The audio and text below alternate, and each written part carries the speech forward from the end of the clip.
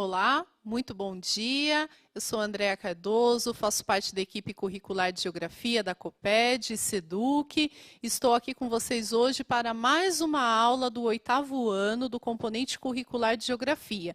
E junto comigo aqui no estúdio, a nossa professora regente da aula de hoje, professora Milene Barbosa. Bom dia, professora, como vai? Bom dia, eu vou bem. Gostaria, de dar aí sejam bem-vindos a todos os alunos, professores e PCNPs, para essa aula do 8º ano, segundo bimestre. Muito obrigada, professora. Então, como vocês já conhecem, sempre no início da aula a gente faz uma rápida contextualização do que nós vamos estudar, dos professores que colaboram para a organização dessa aula. Então, se possível, anote as informações para que depois você possa organizar os seus estudos e conversar um pouco mais com seus professores, esclarecer as dúvidas, para que a gente possa se encontrar semana que vem e avançar nesse processo de aprendizagem. Então, vamos lá. A aula de hoje, ela tem como tema a ordem mundial no pós-guerra. É uma aula do 8º ano de Geografia do segundo bimestre. Nessa aula, nós temos aqui a professora Milene como regente da aula, a participação na leitura dos planos de aula do professor Sérgio, a professora Mariana, que vocês já conhecem, que tem um vídeo dela na aula de hoje. Então, essa é a nossa equipe que está sempre à disposição de vocês, principalmente dos professores, para esclarecimentos. E o que nós vamos trabalhar no dia de hoje? Então, acompanhem as informações.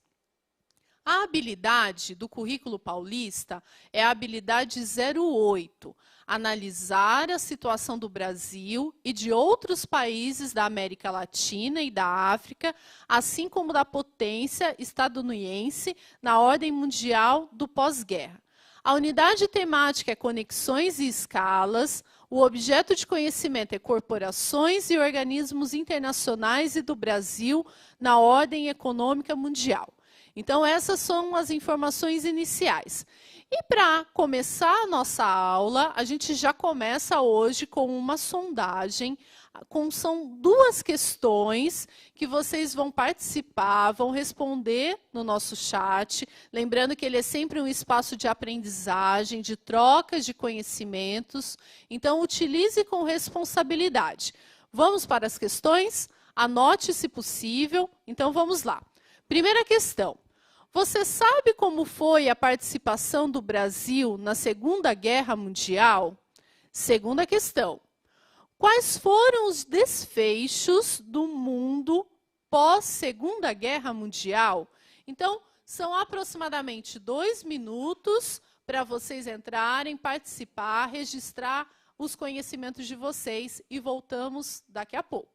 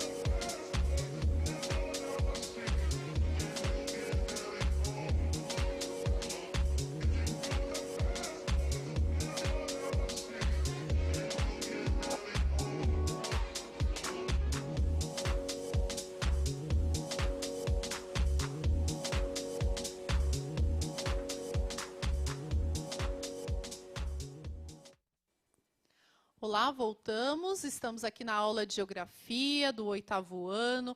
O tema da aula de hoje é Ordem Mundial no Pós-Guerra. Deixamos 2 questões para vocês registrarem os seus conhecimentos. Professora, a gente teve cada vez mais a participação dos nossos estudantes, estão animados, engajados, participativos, mas a gente tem aqui, eu gostaria que a professora fizesse os esclarecimentos, né? Porque são 2 questões um pouquinho mais complexas e acho que vale uma boa devolutiva. Muito bem, né? Nós tivemos 2 questionamentos aí que falava o que você sabe como foi a participação do Brasil na Segunda Guerra Mundial. Alguns alunos eu percebi que estavam em dúvida se o Brasil teve ou não uma participação.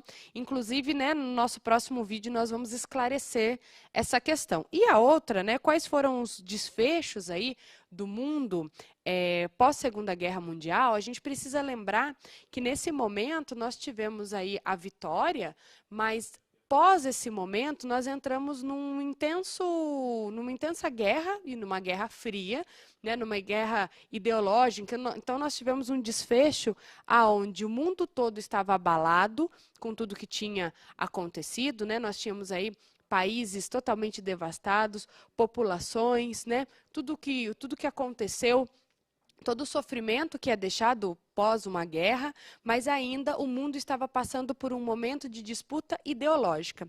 Eu gostaria de destacar aqui que o Danilo, ele colocou uma coisa aqui que eu achei interessante. Ele colocou assim: hoje a cobra vai fumar. E muitos alunos devem ter falado, nossa, o que esse Danilo Rodrigo está falando aí? Vocês vão assistir o vídeo, agora que a professora Andréia vai chamar, e vocês vão entender o porquê que ele colocou essa frase, que eu achei muito legal, que tem tudo a ver com esse momento do Brasil aí na Segunda Guerra Mundial. Isso mesmo, professora. Eu queria aproveitar e destacar que o Leandro e a Isabelle também citaram a questão da presença de soldados brasileiros nesse período da nossa história, né? Então, agora acompanhe. O vídeo ele tem aproximadamente quase 4 minutos. É importante que você registre as ideias principais. O nome do vídeo é Brasileiros lembram participação na Segunda Guerra Mundial. Então, acompanhe e voltaremos para o diálogo. A Segunda Guerra Mundial foi entre 1939 e 1945. Nesse período, 70 milhões de pessoas morreram e pela primeira vez foi usado um artefato nuclear. Vamos conhecer um pouco mais da história na reportagem de Carolina Becker.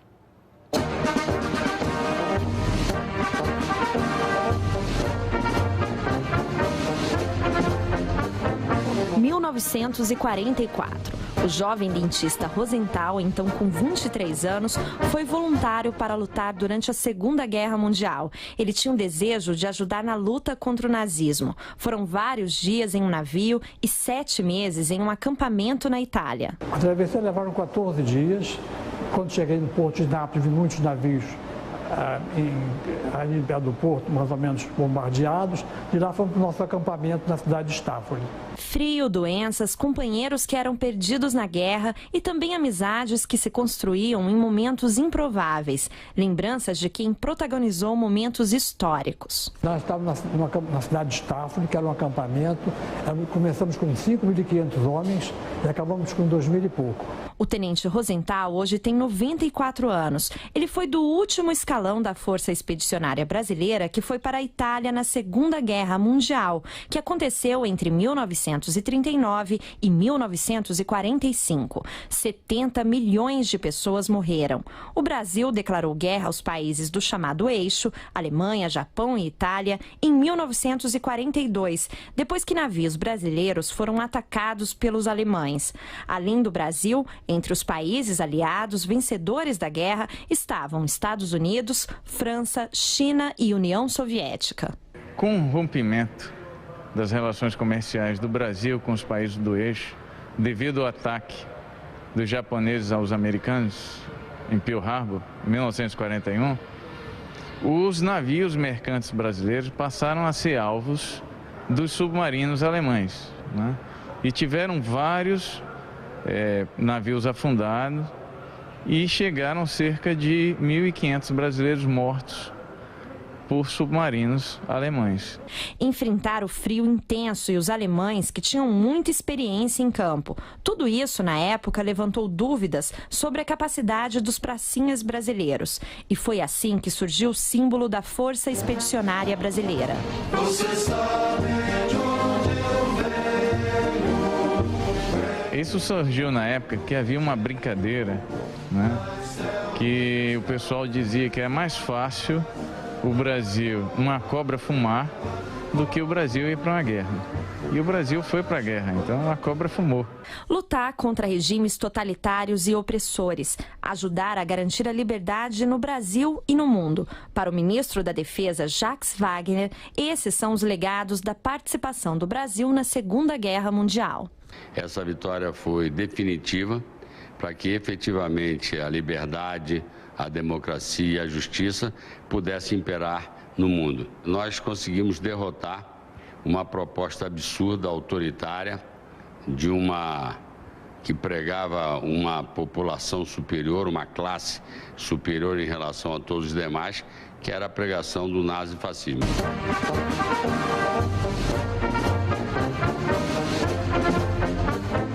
Mas terras que eu percorra, não permita Deus que eu morra, sei que vou para lá, sei que leve por divisa esse vento que simboliza a vitória que virá. Olá, voltamos aqui para o Centro de Mídias de São Paulo. Você está conosco aqui na aula de Geografia do 8º ano.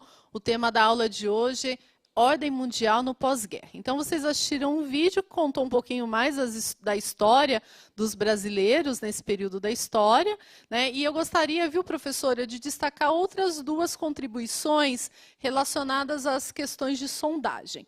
Então, na segunda questão, a gente perguntou para vocês quais foram os desfechos, né, dessa questão do pós-guerra. Então, o Lucas, ele colocou aqui que um dos desfechos foi a criação da ONU, né, que também é tema da nossa aula de hoje.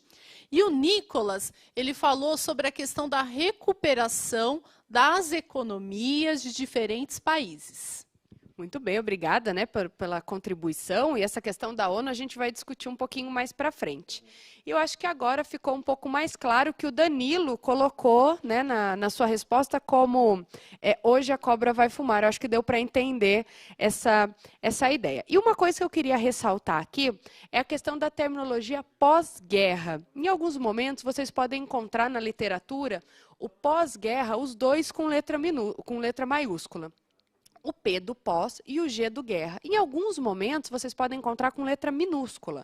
Na verdade, né, existe aí não existe uma convenção, mas existem alguns autores que preferem utilizar o pós-guerra com letra maiúscula e outros autores o pós-guerra com letra minúscula.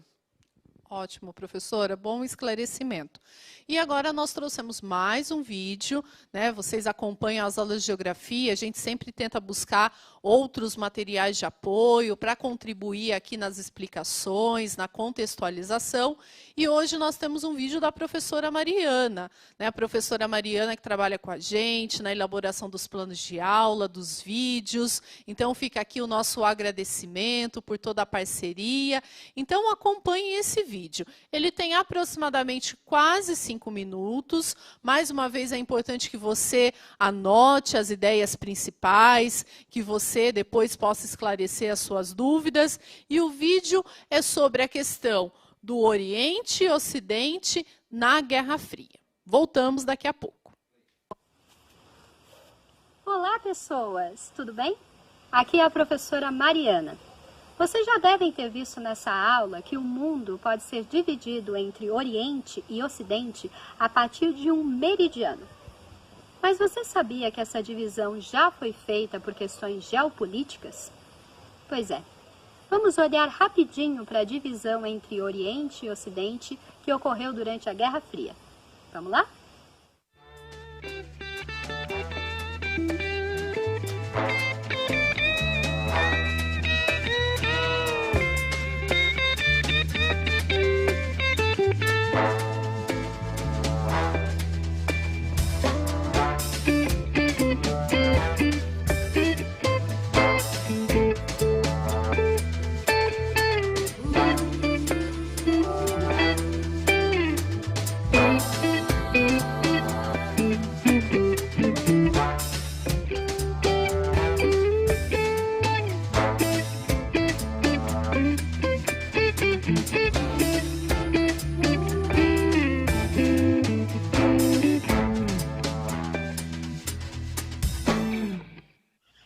A segunda metade do século XX foi marcada por uma tensão geopolítica entre países com sistemas sociais, políticos e econômicos bem diferentes. O capitalismo, representado nesse momento pelos Estados Unidos da América, e o socialismo, representado pela União das Repúblicas Socialistas Soviéticas, mais conhecida como União Soviética. Nesse contexto, as palavras Oriente e Ocidente não significavam uma divisão física, mas sim uma divisão geopolítica. O Ocidente representava os países alinhados aos Estados Unidos e ao sistema capitalista, enquanto o Oriente representava os países alinhados à União Soviética e ao sistema socialista. Algumas dessas associações envolviam acordos oficiais. O lado ocidental criou a Organização do Tratado do Atlântico Norte, ou OTAN, uma aliança militar firmada entre países da América do Norte e da Europa. Já no lado oriental, os países socialistas do leste europeu firmaram o Pacto de Varsóvia, uma aliança militar contrária à OTAN. Além desses países que eram oficialmente aliados dos Estados Unidos ou da União Soviética, a partir desses acordos e alianças militares, havia outros países que estavam mais alinhados com um ou outro sistema. O Brasil, por exemplo, especialmente após o início do regime militar em 1964, era bem alinhado aos Estados Unidos, mas não fazia parte da OTAN. Tudo bem? Para considerarmos essa divisão geopolítica, é importante lembrar das mudanças que aconteceram na Alemanha no mesmo período. O país, que tinha perdido a Segunda Guerra Mundial, teve o seu território dividido entre as potências vencedoras. O lado oriental ficou sob domínio da União Soviética. Já o lado ocidental ficou sob controle dos Estados Unidos e seus aliados, Reino Unido e França. Até a capital, Berlim, foi dividida e teve um muro construído separando o seu lado ocidental e capitalista do resto da Alemanha Oriental. Nesse período, em que o mundo estava basicamente dividido entre a influência de duas grandes potências, os Estados Unidos da América, do lado capitalista, e a União Soviética, do lado socialista, é o que chamamos de mundo bipolar. É isso. Bastante coisa, não é? Vamos fazer uma atividade de revisão, então, rapidinho.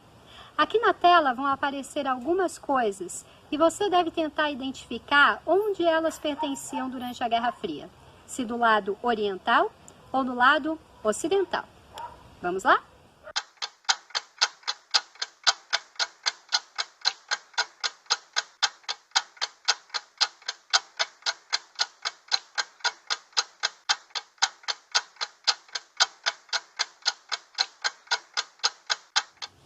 É isso.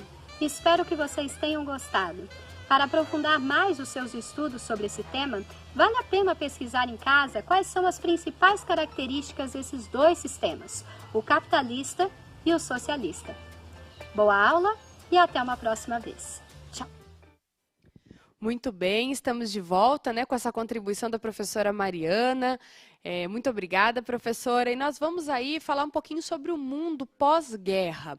Então, vai aparecer para vocês na tela alguns pontos que nós vamos discutir agora, como capitalismo e socialismo, que foi muito bem aí discutido pela professora Mariana, né, essa questão dos Estados Unidos e da União Soviética, a questão das corridas, né, nesse momento, a corrida bélica, a corrida espacial, né, que é super importante a gente sempre ressaltar esse momento de corridas, né, onde era, na verdade, uma disputa intelectual de quem mandava primeiro o homem para o espaço, quem colocava, né, primeiro o homem à Lua. Então, a gente tem todo esse momento.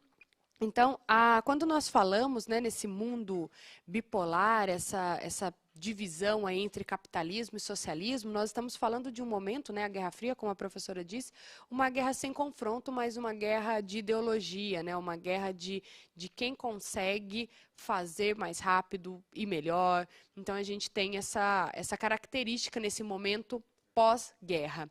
E aí nós vamos ter, né, o mundo bipolar, como a gente acabou de falar, o mundo multipolar, que é importante a gente falar que quando a gente fala em mundo multipolar, a gente tem um viés aí geopolítico, né, nessa terminologia, que está aí associado à nova organização, né, a forma de organizar o espaço mundial. Quando nós falamos em multipolaridade, em nova ordem mundial, né, são formas de organização geopolítica. E nós temos aí, nesse momento, é importante a gente ressaltar as fases da globalização, né? Nós começamos a globalização com as grandes navegações nesse momento, mas nós estamos aí num intenso momento de globalizar, principalmente com esse momento pós-guerra, onde nós vamos ter alianças sendo formadas, culturas, né, novas culturas, a tecnologia, a informação, tudo isso trabalha de forma intensa para disseminar ou não determinadas culturas, né? A gente tem relatos históricos e de alguns padrões culturais que eles vão, né, diminuindo, vão desaparecendo com o avanço da globalização, né? E cada vez mais nós vamos tendo aí uma política mais globalizada, uma cultura mais globalizada, e alguns aspectos regionais e culturais eles vão se perdendo ao longo do tempo, né? Uma porque não se tem ou não se fez registros, né? Então a gente tem vários fatores políticos, econômicos e sociais que vão se organizar nesse momento pós-guerra. Lógico que nós não vamos conseguir aprofundar todos eles, mas fica a dica aí para que vocês possam conversar com os professores, né? Anotem as dúvidas de vocês, é muito importante esse diálogo nesse momento. E agora nós vamos para um momento de atividade. Isso, mais um momento de interação, é importante que você registre a sua dúvida, os seus conhecimentos. Então, vamos para a tela para a leitura das duas questões da atividade 1. Primeira questão, você sabe o que significa a sigla ONU?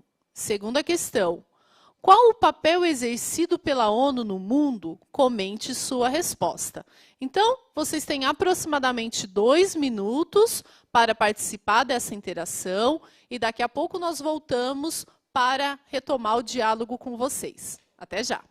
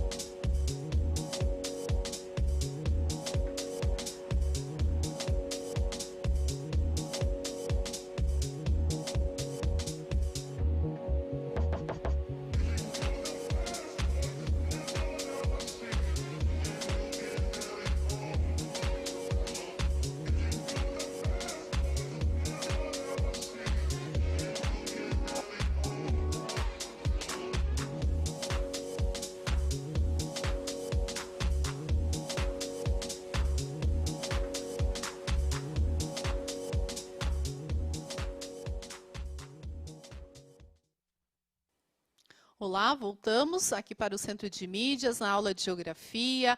A aula de hoje ela tem como tema a ordem mundial no pós-guerra. E nós deixamos para vocês 2 questões. Então, professora Milene, a maioria, né, está estão atentos às nossas aulas de geografia e participativos. A maioria respondeu Organização das Nações Unidas. E eu destaco aqui o Cauã, o Leonardo, o Gustavo, o Kaique, a Melissa, o André, o Leandro, foram alguns dos estudantes que colocaram como resposta na 1. Já para 2, né, a gente teve uma diversidade de respostas, e eu gostaria de destacar o do Cauã, que ele disse que a finalidade também é criar relações entre países. Como fica essa devolutiva? Muito bem, nós vamos discutir um pouquinho mais para frente, né, sobre essas questões da ONU, inclusive sobre os organismos aí multilaterais, né? Então, é importante a gente ficar pensando né, nesse papel da ONU, que nós vamos falar detalhadamente. E agora nós temos um vídeo, né, professora? Isso, então a gente vai usar mais uma vez esse recurso, então acompanhem conosco. É para vocês conhecerem a história da ONU, criada logo depois da Segunda Guerra. Então, permaneça conosco, anote as ideias principais e voltamos em instantes para retomar o diálogo.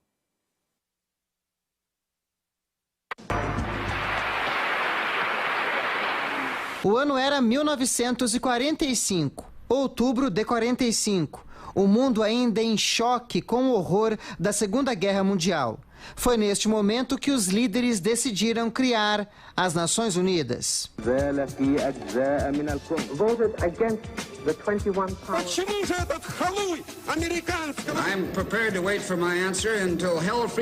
Paz, desenvolvimento econômico e social, respeito aos direitos humanos. O DNA da ONU foi o multilateralismo, a participação de todos nas decisões, nos rumos da humanidade. Enquanto a sede da ONU era construída em Nova York, entre o fim da década de 40 e o começo dos anos 50, as Assembleias Gerais já ocorriam com a liderança de um brasileiro, o diplomata Oswaldo Aranha. My decisions, even though they be personal, will be inspired in my duty toward you, in the adherence of Brazil to her traditions of historic impartiality and juridical culture, and last but not least, in my country's faithful support of the United Nations.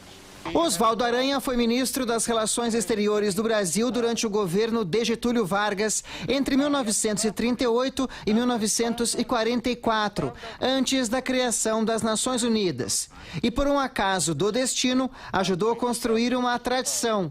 Um representante do Brasil fazer todo ano a abertura dos debates da Assembleia Geral da ONU. O acaso é porque Oswaldo Aranha não era o diplomata na representação do Brasil junto à ONU. Mas como o titular morreu, Oswaldo Aranha assumiu o posto. O que ele não contava era a escolha de seu nome em 1947 para presidir em 2 momentos a Assembleia Geral das Nações Unidas. Em ambas as ocasiões, os debates se concentraram na criação do Estado de Israel a partir da divisão do território da Palestina no Oriente Médio. O Brasil tem um papel relevante na ONU, isso é inegável, né? Entre os países emergentes na época, né, o chamado terceiro mundo, hoje emergentes, entre os países do terceiro mundo, né, o Brasil exercia um papel de liderança, né? Principalmente a partir dos anos 50, 60, a gente foi ganhando algum destaque. Em mais de 7 décadas, a ONU respondeu aos clamores que levaram à sua criação. Apoio em eleições, vacinação de crianças, distribuição de alimentos e combate à fome. A hungry man is an hungry man. We should not confuse the signing of agreements with the solving of problems. Além de ações humanitárias, manutenção da paz e iniciativas contra as mudanças climáticas. Having been vanquished and consigned to the past. We are all in this together. No country can opt out of global warming or fence in its own private climate. Atualmente, a ONU conta com 193 países e é financiada a partir de contribuições dessas nações. Também teve uma gradativa mudança de perfil ao incorporar cada vez mais novas necessidades da sociedade. O sistema Nações Unidas, no curso do tempo, foi se mostrando muito sensível àquilo que surgia como demanda nova da humanidade, se é que eu posso usar essa expressão. Isso quer dizer o quê?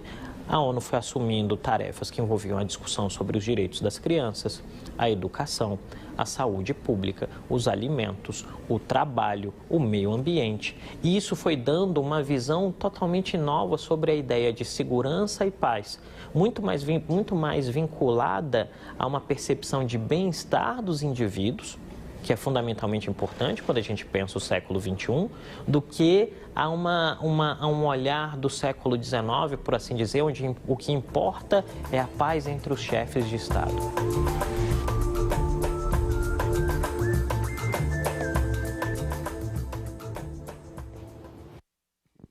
Muito bem, estamos de volta. Esse vídeo, né, ele contempla aí vários itens do que nós, quando nós pensamos em ONU, inclusive até aquela resposta do aluno, né, qual é o papel da ONU, né, qual é a função da ONU, quando nós pensamos, né, nas organizações das Nações Unidas. E para que a gente entenda um pouco essa dinâmica, nós vamos falar um pouco de órgãos multilaterais, né, nesses organismos multilaterais. Então, acompanhe aí comigo a leitura, né?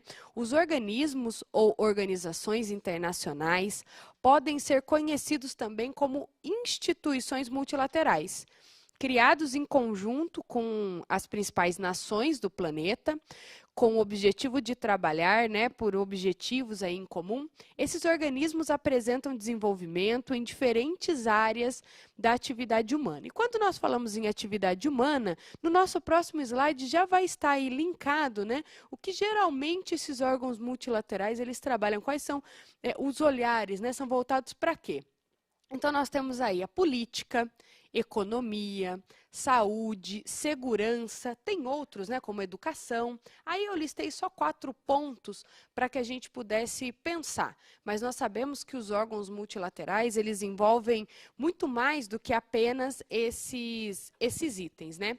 Então, falando em organismos, né, organizações multilaterais, nós temos aí também a ONU, que é uma organização multilateral, né, que é a Organização das Nações Unidas. Então, vocês acompanhem aí, né? Depois da Segunda Guerra Mundial, que devastou, como nós comentamos, né, devastou aí dezenas de países e tomou a vida de milhões de seres humanos, existia na comunidade internacional um sentimento de que era necessário, naquele momento era necessário encontrar uma forma de manter a paz entre os países. Então, por que não se organizar, né, numa organização de nações e de nações unidas? Então, esse momento é um momento muito importante. E para que a gente consiga entender, né, esse contexto de união, desse objetivo que é a paz, né, esse objetivo que é trabalhar em prol da comunidade, da educação, da economia, da saúde, né, que nós temos aí vários organismos da ONU, inclusive fica para vocês aí essa discussão, essa pesquisa desses organismos. Nós temos um vídeo, né, professora? Isso mesmo. Professora, eu queria destacar que lá nas participações, o nosso estudante, o Lucas, ele tocou bastante nessa questão de o quanto a ONU ela pode contribuir com a paz entre os países, né? Então, ele trouxe essa questão. Então, agora acompanhe, nós temos um vídeo de aproximadamente 2 minutos, fala sobre a ONU, então anote as ideias principais.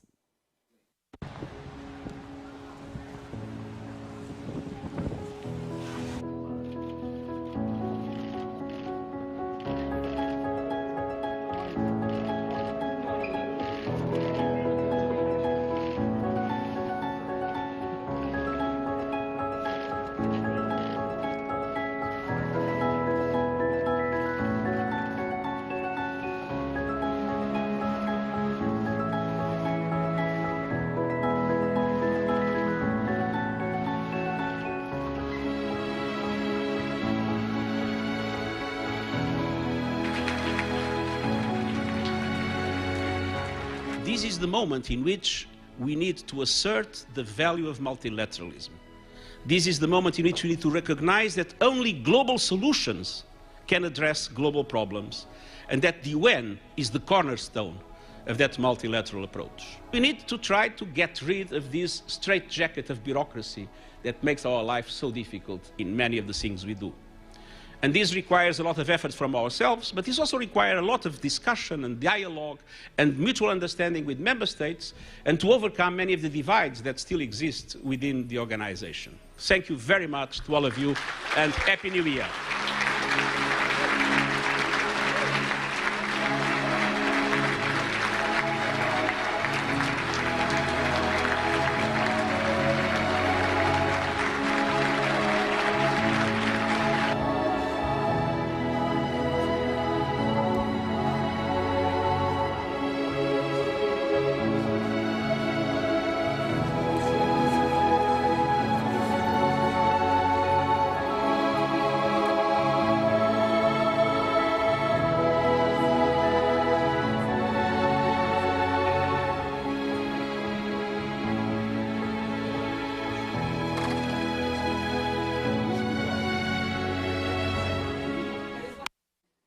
Olá, voltamos. Vocês assistiram mais um vídeo, é um vídeo institucional da ONU, que fala sobre essa questão da colaboração para manter a paz.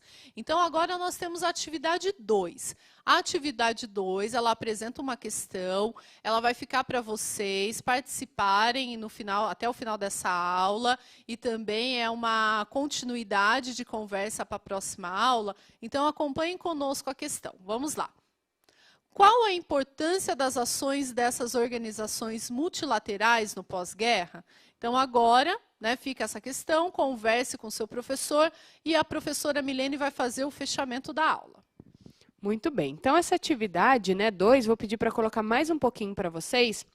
Anotem aí, A gente não vai dar um tempo específico para vocês, mas ela é uma questão super importante para que vocês discutam com os professores, Como a professora Andréia colocou, vão respondendo lá no chat, Enquanto nós vamos dando continuidade aqui na nossa aula. Então, lembrando, que nós temos esse momento pós-guerra, nós temos a criação da ONU, e aí nós não podemos deixar de citar a questão ligada aí à hegemonia estadunidense no pós-guerra. Então, vai aparecer para vocês aí na tela alguns tópicos, que são tópicos importantíssimos. Aí fica a dica para uma pesquisa mais aprofundada, Que é a Conferência de Bretton Woods, em 1944. Então, eu acho que é super importante a gente discutir essas questões, pesquisar um pouco mais o que foi essa conferência, o que prevê essa conferência, As transnacionais estadunidenses no exterior, a expansão dos bancos estadunidenses e suas transnacionalização. Essa é uma temática aí super importante quando nós estamos falando em economia. E dentro desse momento de pós-guerra, nós vamos ter a descolonização da África.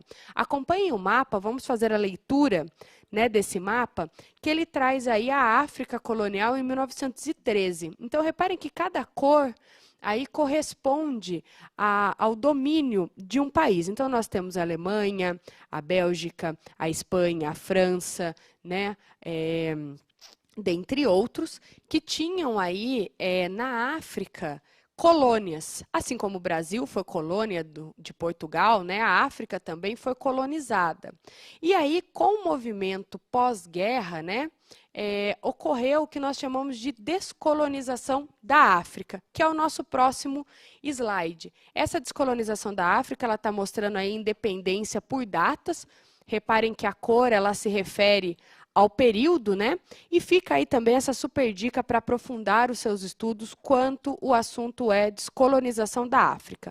E para que a gente possa finalizar essa nossa aula, tem aí o para aprofundar.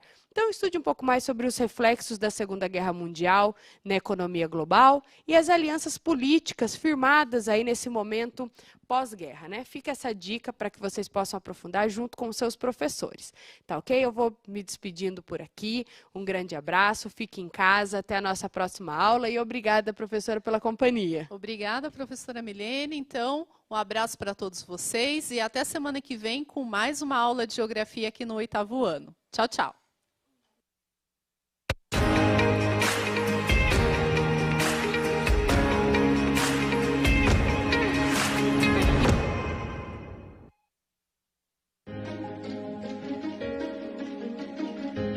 A escola pode estar distante, mas as aulas não.